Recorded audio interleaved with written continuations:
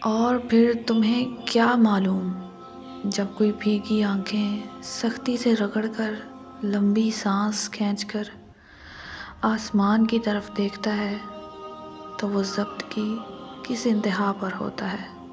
ایک وقت ایسا بھی آئے گا کہ تمہیں دل کی خوشی صرف لوگوں سے کنارہ کش رہنے میں ہی ملے گی۔ اناؤں، نفرتوں، خود غرضیوں کے ٹھہرے پانی میں محبت کھولنے والے بھی بڑے درویش ہوا کرتے ہیں۔ وقت نے گزرنا ہی ہوتا ہے، وقت گزر ہی جاتا ہے، لیکن یہ گزرا وقت جاتے جاتے لوگوں کے سچے پکے رنگ دکھا کر جاتا ہے۔ کم ظرف انسان تعلق ختم ہونے کے بعد سب سے پہلا وار آپ کے کردار پر کرتا ہے۔ افواہیں نفرت کرنے والے بناتے ہیں، احمق پھیلاتے ہیں اور بیوقوف ان پر یقین کرتے ہیں۔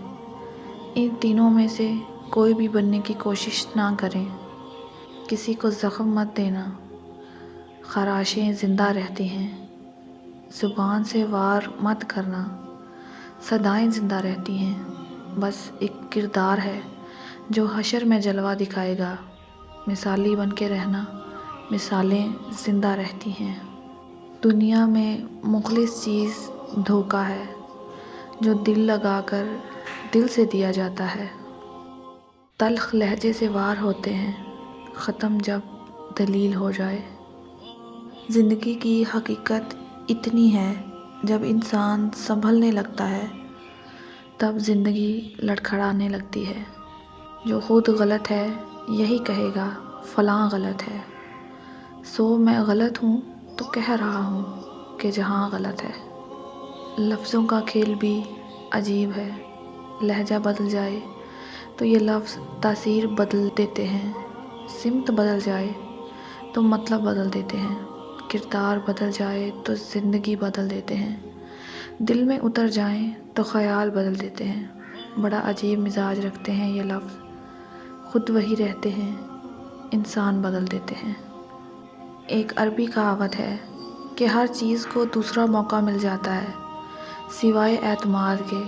اگر تم نے کسی کے اعتماد کو ٹھیس پہنچائی تو وہ کبھی بھی دوبارہ تم پر بھروسہ نہیں کرے گا۔